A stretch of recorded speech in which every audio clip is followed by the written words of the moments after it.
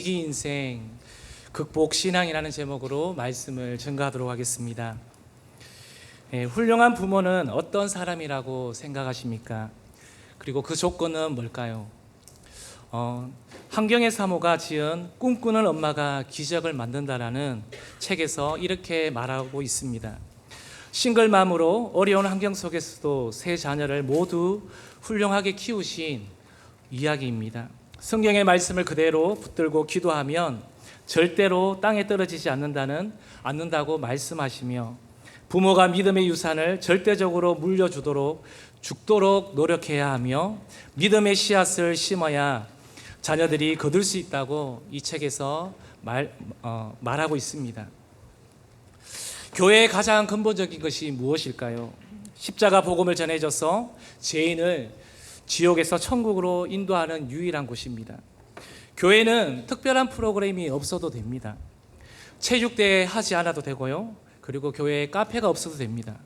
이렇게 말하면 좀 반감이 있으실 분들도 있으시겠지만, 이러한 것은 현대 사회에 젊은 층들을 더 모일 수 있도록 하기 위한 하나의 수단일 뿐입니다.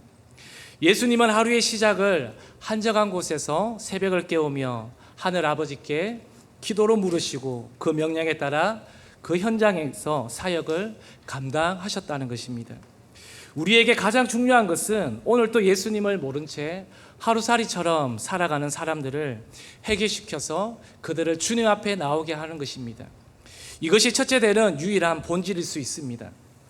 그런데 오늘날 교회들이 예수님의 가르침에 대한 목적들을 상실하고 있는 듯 합니다. 영혼 구원에 대한 목적들을 놓치고 있는 것 같습니다. 그러다 보니 교회들이 다른 것이 보이기 시작합니다. 그들이 오기에 편리한 교회, 간섭이 없는 교회, 카페 같은 교회, 대접받는 교회로 탈바꿈하며 성도들의 마음을 돌이켜가고 있습니다. 물론 이러한 것이 잘못되었다고 말할 수는 없습니다. 그렇지만 우리 오늘 이곳에 많은 우리 달서구 안에 수많은 교회들이 있습니다. 그런데 그 중에서도 왜 대형교회를 선택하셔서 이곳에 오셨습니까? 신앙생활을 처음부터 이곳에서 시작한 분들도 있으시고요. 또 이전 교회에서 이런저런 모양으로 마음이 힘들어서 제대로 신앙생활 해보리라 결단하면서 오신 분들도 있을 줄로 압니다. 결국은 내용이 살려고 오신 줄로 믿습니다. 본질의 말씀과 기도의 찬양이 내 심령에 녹아지고 깨어지니 여기 있으면 내 자녀도 살겠다 싶어 오시지 않으셨습니까? 참 잘 오셨습니다. 오늘날 교회가 왜 목적을 잃어가고 있을까요? 나를 한 번씩은 한국 교회를 향해서 진단을 해보셨으리라 생각이 듭니다.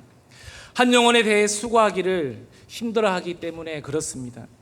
물론 교회가 다 그런 것은 아니겠지요. 파리 올림픽이 한참 진행 중에 있습니다. 계속 볼 수만은 없으니 뉴스에 우리나라 선수가 메달 땄다 하면 하이라이트를 보면서 함께 기뻐하고 했습니다. 저도 사실 이번 주가 말씀을 짤 때 참 너무나 힘들었습니다. 말씀을 준비하면서 자료들을 찾다 보면 파리 올림픽이 계속 나타납니다. 이렇게 파리가 웽 하면서 올라옵니다.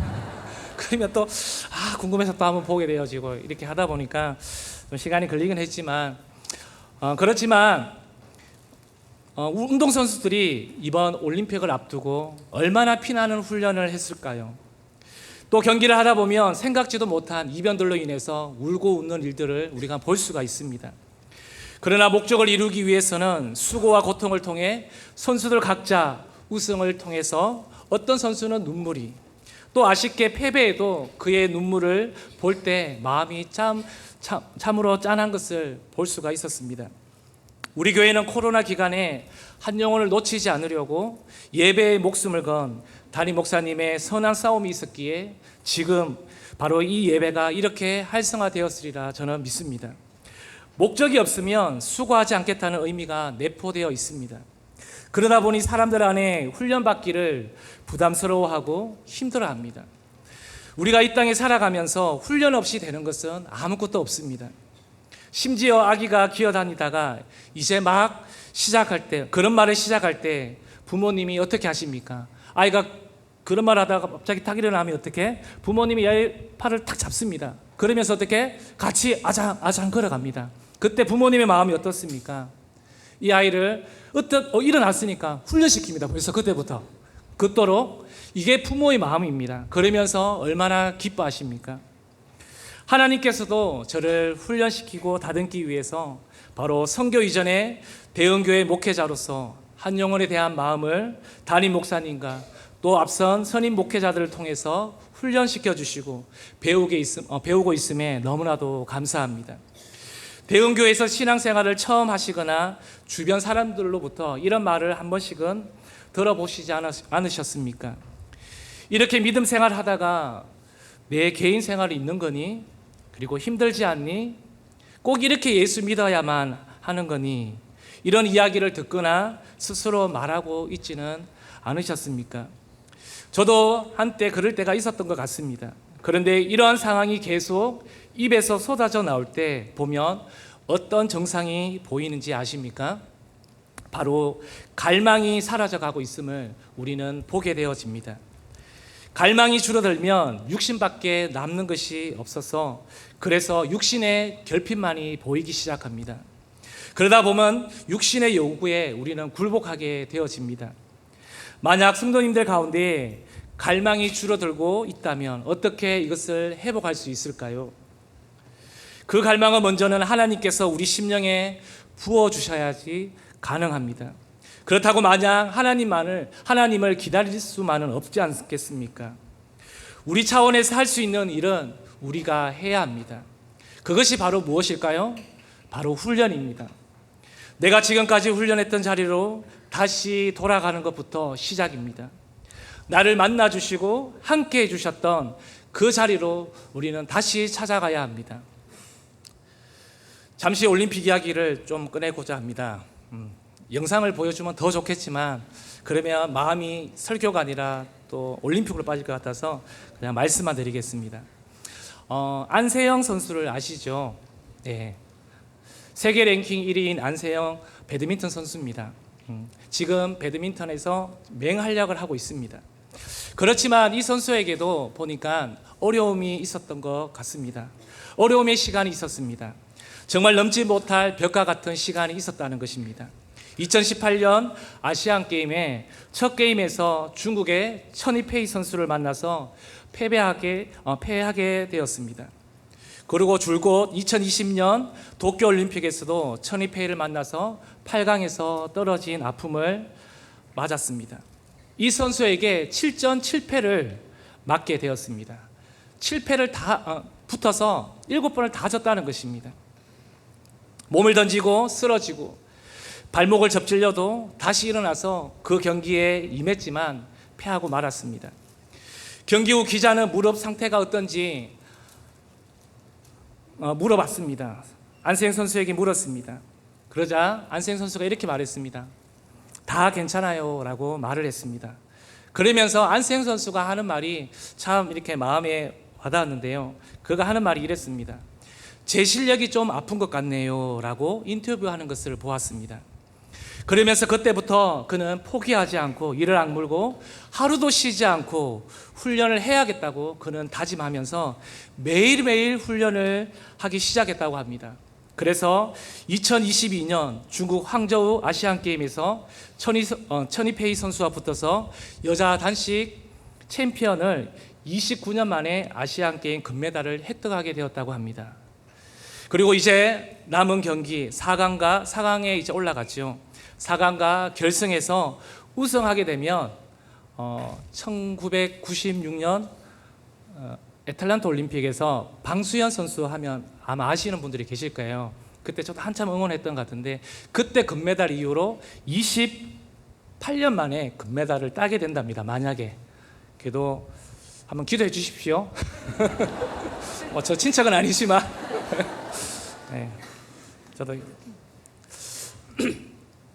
우리의 신앙도 혹시 안세영 선수가 중국의 천이페이 선수를 만나 7패를 했을 때처럼 넘지 못할 벽을 우리도 혹시 당하고 있지는 않습니까? 이만큼 기도했는데 기도의 응답은커녕 한숨만 쉬도록 가는 우리의 이 지금 신앙의 영적 상태는 아닌지 한번 돌아봤으면 좋겠습니다. 혹시 마귀에게 유혹당하고 흔들려 믿음의 길에서 도망치고 있지는 않으신가요? 바로 위기라고 느껴질 때가 다시 우리가 주님 품에 안길 때인 줄로 믿습니다. 교회가 멀어지려는 생각, 내 중심으로 해보려는 생각이 밀려올 때 우리는 다시 예수께로 풍덩 빠져들어야 될 줄로 믿습니다. 그러면 다시 우리 안에 갈망이 살아날 줄로 믿습니다. 광야의 삶을 통과했더라도 우리는 또다시 넘어질 수가 있다는 것입니다. 하지만 다시 그때를 통과했던 힘과 능력이 어디서 오게 되는지를 보게 되면 내 속에 갈망이 다시 일어나게 됨을 우리는 볼 수가 있습니다. 그런데 문제는 내가 바로 아무것도 안 하고 있다는 것이 문제입니다. 우리가 아무것도 안 하면 현상 유지가 아니라 바로 뭔지 아십니까? 퇴보하게 된다는 사실을 기억하시기를 바랍니다. 또한 갈망이 줄어드는 이유 중 하나는 눈에 보이지 않는 영적 갈망보다 보이는 우리가 대체물을 찾기 때문에 그렇습니다. 매일같이 예배를 드리고 은혜를 통하여 나를 살도록 해주셨는데 그것은 우리가 망각해버리고 잊어버린다는 것입니다. 그래서 시내산에서 이스라엘 백성들처럼 모세가 보이지 않으니 눈에 보이는 금송아지를 만들어버립니다.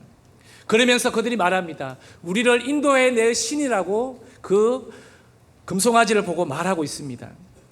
그래서 눈에 보이는 금송아지를 통해서 평화를 얻기를 원하는 모습이 바로 우리의 모습은 아닌지 한번 돌아봤으면 좋겠습니다. 내 손에서 떨어지지 않는 이 스마트폰이 삶의 일부를 우리가 삼켰다 해도 과언이 아닙니다. 이러한 자극들, 즐거움이 평화로 위장하여 영적 갈망을 대체하는 것 같습니다. 이러한 대체물이 사람들을 인내하지 못하도록 만들어버립니다. 하나님과의 사귐도 어떻게 단절시켜 버린다는 것입니다. 성경은 우리의 신앙을 뭐라고 규정했냐면 바로 싸움이라고 말하고 있습니다. 오늘 목사님께서도 오전에 말씀하시면서 기도로 싸워야 한다고 분명히 말씀하셨습니다. 여러분 앞에 막닥뜨린 아말렉은 무엇입니까? 우리의 힘으로 그것을 이겨낼 수 있다고 생각하십니까? 우리는 많이 해보셨지 않습니까? 판판이 무너집니다. 그래서 우리는 기도로서 무장하고 나아갈 수밖에 없습니다. 말씀으로 무장하셔서 나아갈 수밖에 없습니다. 그래서 우리는 계속해서 선한 싸움을 싸워야 될 줄로 믿습니다. 디모데전서 6장 11절 말씀을 한번 읽어보도록 하겠습니다. 오직 너 하나님의 사람아 이것들을 피하고 의와 경건과 믿음과 사랑과 인내와 온유를 따르며. 그런데 성경과는 동떨어지게 교회 울타리 내에서만 우리가 국한되어 있고 예배 주중에 한 번, 두 번 드려지는 것으로 내가 신앙인으로서 의무와 도리를 시행했다고 생각하기도 합니다. 그러한 사람들은 많은 예배를 부담스러워합니다. 이러한 사람은 그 예배가 삶에 어떤 영향도 미치지 못할 거라고 그들은 말합니다.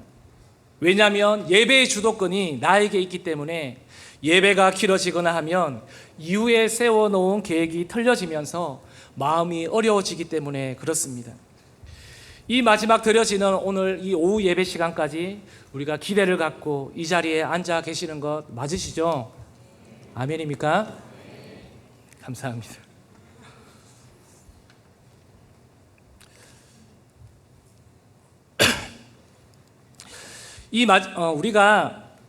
우리가 한번 우리 자신에게도 이 질문을 해봤으면 좋겠습니다. 나는 정말 오늘 이 예배 가운데 예배하고 있는가? 아니면 이 예배에 내가 그냥 관람하는 구경꾼으로 있는가? 지금 강단에서 나오는 말씀이 내 삶과 무슨 상관이 있는가? 깨달음과 도전이 있는가를 우리가 오늘 말씀을 들으면서도 한번 곰곰이 생각하시면서 말씀을 들으셨으면 합니다. 예배를 드리면서도 우리는 끊임없이 이 질문을 하지 않으면요, 우리의 생각이 순간적으로 다른 곳으로 빼앗길 수가 있습니다. 우리가 예배를 드리면서 예배를 맛집 평가하듯이 후기를 쓰고 있지는 않는지도 보아야 합니다. 예수를 믿고 따라가는 삶이 느슨해지거나 침체되어 있다는 등 이런 소리를 들으면 우리는 어떻게 해야 할까요? 이것을 극복하기 위해 은혜의 자리에 들어갈 수 있는 믿음은 과연 무엇일까요? 우리는 계속해서 성령의 귀를 기울여야 합니다. 예배 때 몰입하여 위로부터 주시는 하나님의 메시지를 듣고자 힘쓰셔야 합니다. 만약 나에게 그 말씀이 영광과 은혜를 경험하지 못하면 세상의 사탄 마귀와 싸워서 우리는 이겨낼 수가 없습니다. 우리 교회는 늘 본질을 추구하고 본질의 말씀 앞에 머무르도록 가르치십니다. 힘쓰기에 영적으로 우리는 잠들었다고 말할 수는 없는 것 같습니다. 그런데 이 신앙도 공동체성을 무시하고 자기 위주로 바라보고 생각한다면 본인 탓성에 젖고 자기 책무에 대해서는 충분히 잊어버릴 수 있다는 것입니다. 우리 교회가 다시 여름 시즌을 맞아 비상하는 시점에 있습니다. 신앙의 위기가 찾아오신 분이 있으신가요? 여러분들의 특징과 이런 분들의 특징과 함께 우리 다시 신앙의 위기를 극복하기 위한 말씀을 우리 몇 가지로 나눠보도록 하겠습니다. 첫 번째입니다. 이유를 주변 탓으로 돌립니다. 본인에게 관심이 없어서 그렇다든지, 설교가 나를 찌르는 것 같아서 별로라고 생각하든지, 나에게 상처 주어서 그렇다고 말하지만 사실은 이러한 것이 결정적인 이유는 아니라고 봅니다. 진짜 우리가 다른 이유는 다른 곳에 있습니다. 신앙이 공허하고 무기력한 사람들의 특징은 바로 마음이 세상을 사랑하기 시작함으로 인해서 영적으로 약해져서 그렇습니다. 내가 영적으로 약해지니까 작은 것에도 주변의 영향을 쉽게 받게 되는 것입니다. 내가 바라는 영이 약해지면 육적인 것에 쉽게 노출이 되어집니다. 먼저는 말에서부터 시작이 되어집니다. 이전에 모임이 기다려지고 나름 또 풍성했던 모임이 어느 순간에 그 모임에서 말이 부정적으로 반응을 하기 시작하고 모임의 시간에 대해서 길다 짧다, 그리고 왜 저 사람은 저렇고 이렇고, 그리고 비판과 판단을 일삼으면서 점차적으로 감정적인 사람이 되고 맙니다. 결국 이러한 사람들끼리 모이면 어떻게 될까요? 당을 만들게 됩니다. 그러면 결국 이것이 교회를 넘어뜨리는 작은 요소가 된다는 것입니다. 어떤 신천지가 오늘날 기존 교회에 침투하여 이러한 짓을 낚시에 밑밥 뿌리듯 한다는 것입니다. 조심하시고 우리는 분별하셔야 합니다. 이곳에 모여 예배하는 아이들로부터 어른에 이르기까지 지금 내가 사람을 대할 때 감정적인 부분에서 더욱 치우쳐 변하고 있다고 생각들이 드십니까? 그렇다면 내 마음에 세상을 향한 사랑이 더 많이 자리 잡고 있구나 생각하시면 됩니다.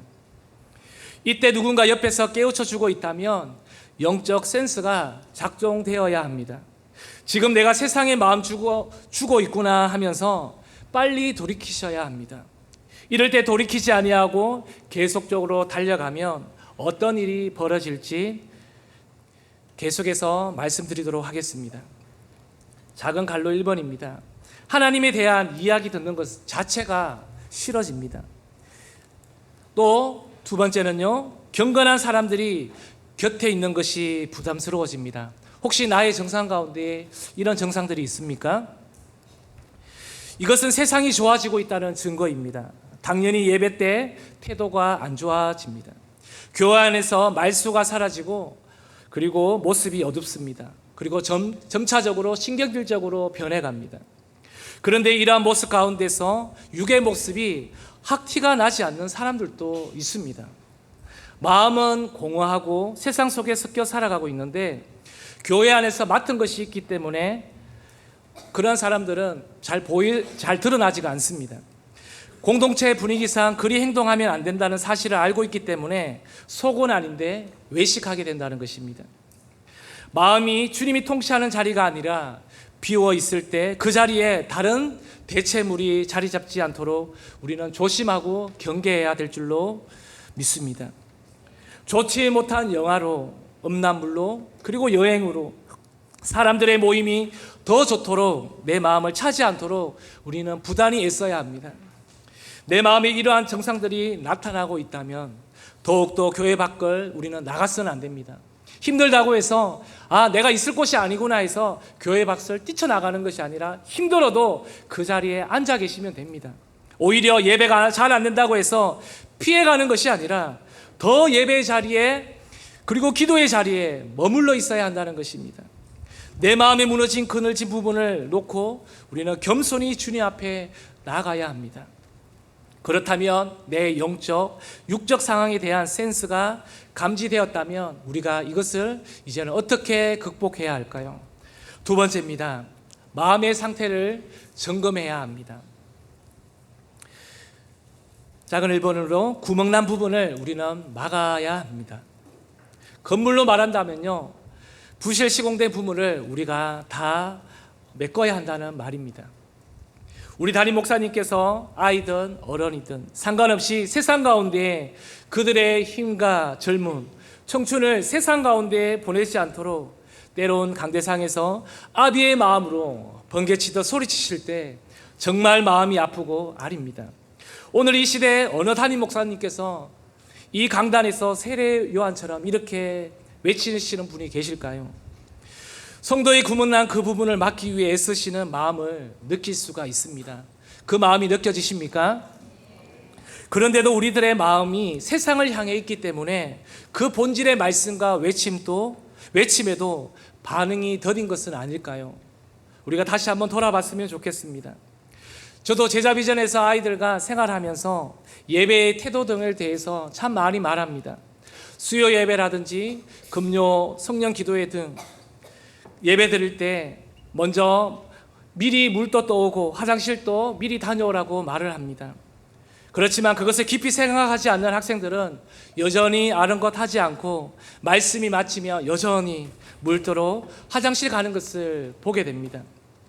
받아들이는 마음 자체가 깊지 않으면 방법이 없습니다. 왜 이런 일이 생겨날까요? 이런 학생들을 보면 모든 일을 적당히 하고 있기 때문에 그렇습니다. 물론 다 그렇지는 않습니다. 말씀 후 빨리 물을 떠오고 화장실 다녀오는 것이 기도하는데 큰 문제거리가 그리고 구멍이 아니라고 생각하기 때문에 그렇습니다. 삶 속에서도 그렇지만 신앙에서도 어설프면 우리는 당하게 됩니다. 우리의 신앙이 어설퍼지는 것이 왜 위험하냐면요, 지금은 우리가 들을 수 있습니다. 당연하다고 여겼던 기독교의 근본 진리인 천국과 지옥조차도 흔들려 버리는 위기가 어느 순간 찾아올 수도 있다는 것입니다. 그래서 우리가 오래 예수 믿어도 이 구원에 대해서 날마다 깨닫고 확인해야 합니다. 안 그러면 다시 나의 생각에 머물러 우리는 헷갈려 하기도 합니다. 그렇게 우리가 함께 기도할 때 뜨겁게 기도하며 만나야 하고 영적 전투를 벌여야 할 때 힘써 싸우지 않으면 우리는 나중이 어렵습니다. 그래서 우리의 입에서 사용하지 말아야 할 것은요, 다음에, 나중에, 할 수 없어, 누구누구 때문에, 무엇 때문에, 이런 말은 우리가 사용하지 않는 것이 좋습니다. 이런 말은 결국 사마귀가 좋아합니다. 삶의 태도에서 늘 미루는 사람은 신앙에서도 주님과의 사귐을 미룬다는 것입니다. 우리의 삶에서 구멍난 부실된 이 부분을 막아내시기를 소망합니다. 자, 그럼 두 번째, 내 감정에 좌우되지 말고 말씀에 의존하는 삶을 우리는 살아내야 합니다. 시편 119편, 오늘 본문이죠, 35편 말씀을 한번 읽어보도록 하겠습니다. 나로 하여금 주의 계명들의 길로 행하게 하소서. 내가 이를 즐거워함이니이다. 즉 우리 기독교인들은 말씀을 통제받을 수 있는 사람이 되어야 될 줄로 믿습니다. 내 안에 다양한 마음의 분노가 있습니다. 음란이 있습니다. 거짓이 있습니다. 정욕이 나올 때 우리가 그때 뭐라고 말할 수 있어야 할까요? 그만해 라고 말할 수 있어야 합니다. 말씀 앞에 통제가 되어야 그 싸움에서 내가 진짜 그 싸움에서 이겨낼 수 있는 사람인지, 바로 내가 이겨낼 수 있다면 바로 그 사람이 진짜 크리스찬입니다. 영적인 사람일수록 자기 감정과 느낌을 배제하고 기도해야 합니다. 그런데 신앙생활을 오래 했다는 사람치고 때론 교회를 다 안다, 교회에서 안 해본 일이 없어요 라고 말하는 사람이 아니라 하나님께서 이 시대에 쓰시는 사람은 바로 하나님의 말씀에 통제되는 사람, 그리고 그 말씀을 붙드는 사람을 하나님께서는 지금도 여전히 찾고 있으시다는 것입니다. 우리 잠언 3장 5절에서 6절 말씀을 같이 함께 읽어보도록 하겠습니다. 너는 마음을 다하여 여호와를 신뢰하고 내 명철을 의지하지 말라. 너는 범사의 그를 인정하라. 그리하면 내 길을 지도하시리라. 너는 마음을 다하여 여호와를 신뢰하라는 것입니다. 우리가 이 세상에 살아가면서 내가 가장 친한 친구라 할지라도, 때로는 부모라 할지라도 신뢰 관계가 깨어지면요, 그 사람하고 더 이상의 관계는 맺기가 쉽지 않습니다. 그런데 우리는 영원하신 그 하나님, 변치 않으신 그 하나님을 신뢰하라고 말씀하십니다. 내 머리를 믿지 말라고 말합니다. 그 영원하신 하나님, 우리의 통치자 되신 그 하나님의 명철을 의지하라고 말합니다. 그리고 범사의 그를 인정하라고 합니다. 왜요? 그분이 나의 길을, 나의 삶의 길을 인도하시기 때문에 그렇습니다. 오늘 계획하셨지 않습니까? 내일 무슨 일이 일어날지 어떻게 아십니까? 내가 휴가 계획을 다 짜놨습니다. 좋은 정말 장소에 계획을 다 짜놨습니다. 캠핑 가려고 다 짜놨습니다. 그런데 당장 내일 태풍이 온다면 어떻게 하시겠습니까? 우리의 계획은 순간적으로 무너질 수 있습니다. 그렇기 때문에 우리의 영원하신 하나님의 말씀을, 우리는 그 길 되신 분을 쫓아가야 될 줄로 믿습니다. 가끔 우리가 뉴스, 신문을 통해서 참 보면 가슴 아픈 일이 있는 것을 봅니다. 교회 사역자들이 무너진 사건들을 보면 다 어디서 무너지신지를 아십니까? 실력이 아닌 것입니다. 정말 앞에서 강단에서 정말 말씀도 정말 멋지게 하십니다. 누가 봐도, 제가 들어도 빨려들어갈 정도입니다. 그런데 바로 인격입니다. 만약 내가 이 부분, 인격적인 부분에서 어떤 사건을 통해 다룸을 받고 있다면 충분히 다룸 받으시기를 바랍니다. 그런데 다룸을 받아야 할 때 핑계대고 변명하고 원망하고 돌아다니고 있다면 그 사람은 어쩌면 죽을 때까지 그 사람은 변하지 않을 것입니다.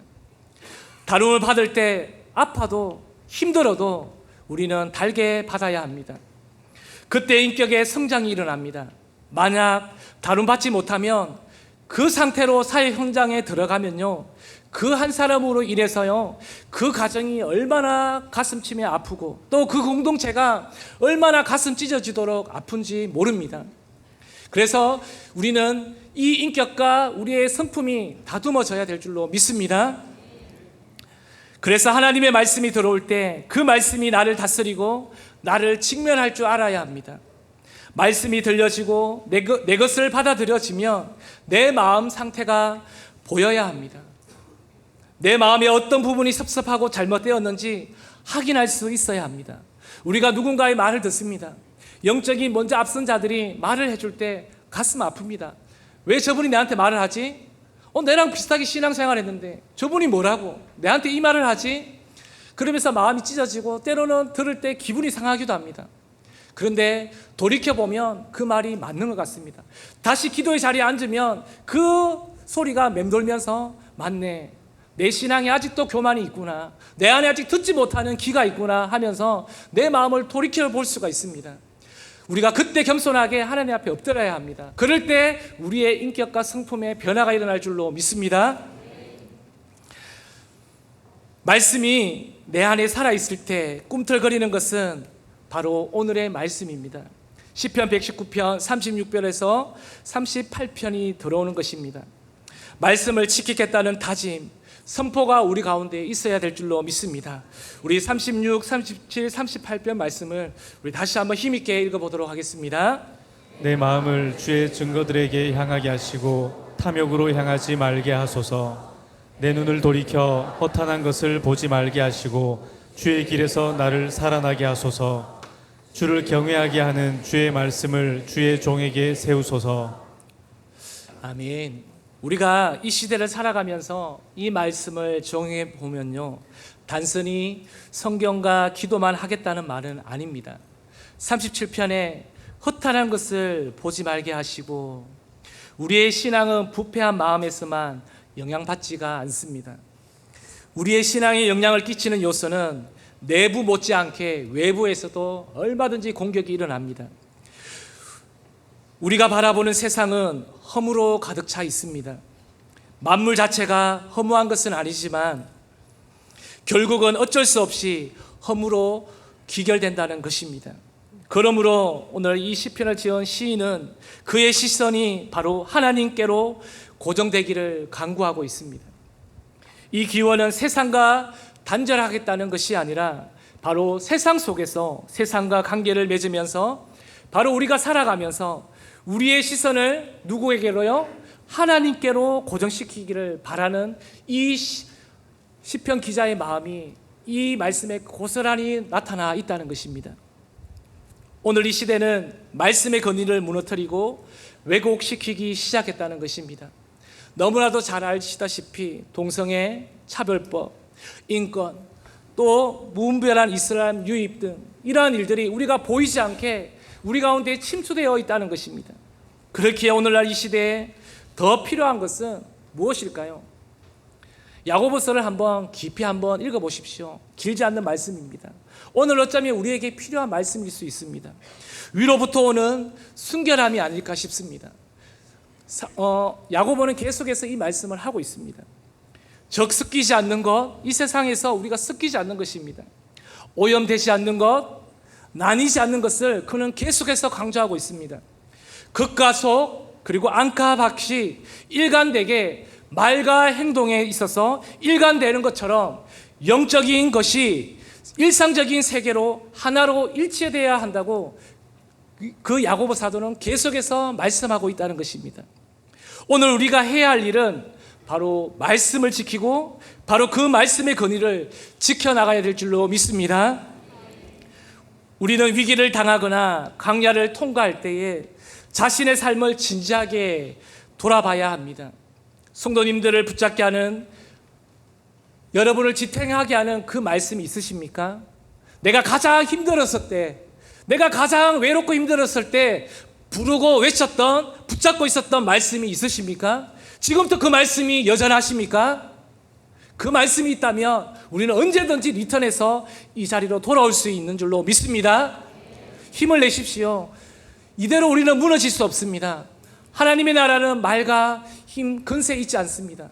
바로 우리가 하나님을 바라보는 그곳에서 바로 역사는 일어나는 것인 줄로 믿습니다. 이제 말씀을 마무리하려고 합니다. 오늘 말씀을 들으며 신앙의 위기를 맞고 있다고 생각이 들으셨다면 그것을 깨닫게 해주신 하나님께 감사하십시오. 여기서부터 우리의 신앙은 다시 시작되는 것입니다. 그래서 다시 극복할 수 있습니다.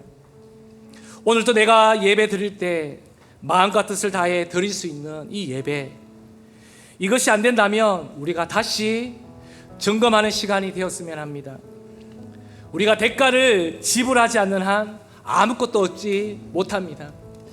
저는 이번 주 수요일 날 예배 드릴 때 참 우리 성도님들 참 귀하다, 참 대단하다 하는 것을 보았습니다. 그날 빙축기가 고장이 났습니다. 고장이 나서 그냥 에어컨 4대만 돌아갔습니다. 그런데 온도를 봤습니다. 온도는 여전히 30도에서 내려가지가 않았습니다. 29도, 30도. 모르고 있는 분들은 계속 부채질하면서 에어컨을 쳐다봅니다. 뭐지? 왜 오늘 안 틀지? 오늘 왜 이러지? 그런데 참 성도들을 보았습니다. 그런데도 그 더위 가운데서도 애들을 부채질하면서 참고 예배하는 것이 우리 교회의 위력이다, 우리 교회의 힘이다, 우리 교회의 파워다 하는 것을 봤습니다. 만약에 이렇게 훈련되지 않았다면 어떻게 했을까요? 덥네, 에어컨도 안 틀어주네, 나갔을 겁니다. 그냥 나가서 온라인으로 차에서 시원하게 들었을 것입니다. 그런데 아니죠. 우리는 이 가운데서도 예배를 드렸을 겁니다. 정말 그 모습에서 감동이 되었습니다. 그럼에도 불구하고 9시 반까지 더우면서도 불구하고 계속해서 예배하는 것을 봤습니다. 그래서 9시 반 돼서 성도들이 빠져나가니까 온도가 조금씩 내려가는 거 봤습니다. 26도까지 내려가는 걸 봤습니다. 그러니까 좀 시원하더라고요. 참 우리 성도님들 귀합니다. 정말 귀합니다. 이 더운 날씨 계절 가운데서도 우리가 포기하지 않고 예배를 사수하시고 기도하시는 우리 성도님들이 있기 때문에 강야와 같은 이 세상도 우리는 두렵지 않는 것입니다. 계속해서 이겨낼 수 있는 것입니다. 그래서 목사님께서 말씀하신 우리는 기도로서 승리할 수 있는 것입니다. 힘을 내십시오. 좌절하지 마십시오. 자녀가 안 되십니까? 직장이 어렵습니까? 포기하지 마십시오. 하나님은 우리와 끝까지 가시기를 원하십니다. 순결함을 놓치지 마십시오. 하나님께서 끝까지 내 사랑하는 자야, 내 사랑하는 딸, 내 사랑하는 아들아, 나는 너와 함께 가기를 원한다고 오늘도 우리에게 말씀하시고 속삭이고 있은 줄로 믿습니다. 오늘 제목의 말씀처럼 위기의 인생, 극복의 신앙 제목처럼 마음을 지키기 위해 믿음의 선한 싸움을 싸우시기를 소망합니다. 익숙하고 안전한 자리에서 일어나 함께 가시지 않겠습니까? 이제 여름 우리 사역들이 본격적으로 시작됩니다. 내일부터 서머스쿨이 시작되고요. 또 8월 10일 토요일 날에는 DNG 페스티벌 초중 고등 전체가 약 200명이 넘는 약 한 300명이 되는 인원이 함께 이 모든 본당과 드림센터와 비즈센터 함께 집회를 열게 되어집니다. 그 가운데 하나님 또 열기 성령의 역사가 일어나서 우리 아이들이 깨어지고 등기르시는 선생님들이 또 하나가 되어서 우리가 함께 일어나보자, 함께 가보자 하는 능력들이 나타날 줄로 믿습니다. 또 이어서 계속해서 디모데 수련회가 있고 디바 수련회가 있고요. 또 뒤에 이어서는 마지막 23일에는 또 초등 공립학교 친구 아이들 또 비전 트립이 있습니다. 이 모든 것 가운데 하나님 마지막까지 하나님 우리가 승전가를 부를 수 있는 것은 우리의 힘으로 되지 않습니다. 우리 성도님들의 간절한 기도가 있을 때에 이 모든 것이 은혜 가운데 마칠 줄로 믿습니다. 그래서 내 부실한 구멍의 마음을 막고 내 느낌과 감정에 좌우되는 것이 아니라 바로 하나님의 말씀을 붙드는 극복의 신앙으로 우리 일어나서 함께 가보시지 않겠습니까? 아멘입니까? 우리의 시선을 하나님께 맞추며 함께 찬양을 하며 나갔으면 좋겠습니다. 찬양팀 같이 와서 찬양하겠습니다.